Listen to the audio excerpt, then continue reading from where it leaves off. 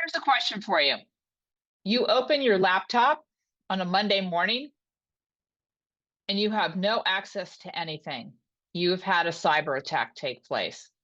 What's the first thought that goes through your mind? What's the second thought that goes through your mind? What's the first action that you'll take? What's the second action that you'll take? I recently had this happen with a client of mine, and it was completely fascinating to see the patterns of thinking, the patterns of emoting, and the patterns of behavior that transpired with each person on the executive team of this company. They all showed up differently, but because it was a crisis situation, they all also dropped right back down to patterns that don't serve.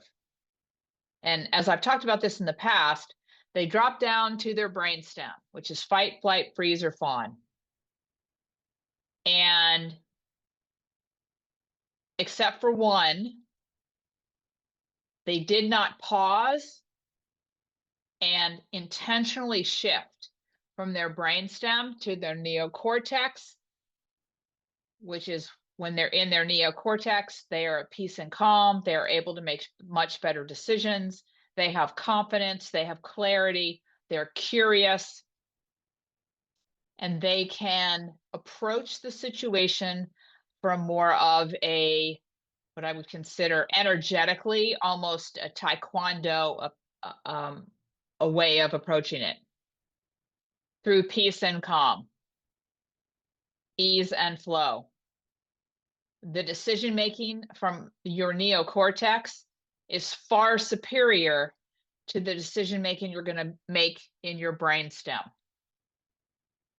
So who are you going to be in those moments that completely catch you off guard? What's the first thought that's going to enter your mind? You have a pattern of thinking that is yours that shows up when crises occur. Are you aware of what that pattern is? I'm going to encourage you to think back to a crisis that happened more recently. What was the first thought that went through your mind? What was the second thought that went through your mind? What were the emotions that you felt? What were the behaviors that you employed? Those are your patterns of how you handle crisis. Are you more skilled up now to be able to interrupt those patterns that don't serve you and then create patterns that do? Do you intentionally think about who you want to be in that moment and in the moments that are coming afterwards? Are you asking yourself that question? I want you to entertain the idea that when we are responding to what is surrounding us, our circumstances or the situation, that is an outside of us into the inside of us job. Something takes place, we respond, we react. When we can pause and be much more intentional about the thoughts that we want to think, the emotions that we want to feel, and the behaviors that we want to employ from a place of ease and calm, peace and flow, it's an inside out job. When we are on the inside working our way out to handle a situation and we are centered and calm, we are the agents of ourselves. We are the agents of how we step into the situation. So pre-think who you want to be in that moment. Pre-think how you're actually going to pause and move from your brainstem to your neocortex. What tools are you going to use? Breathing with counting, because this can't count. Going to curiosity.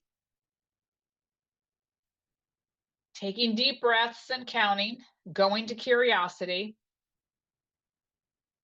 Moving, because you might need to move from a physical perspective to break the pattern. And then being incredibly choiceful about who you want to be in these moments of crisis or trauma. Pre-thinking, kind of rehearsing how you might choose to show up in those situations.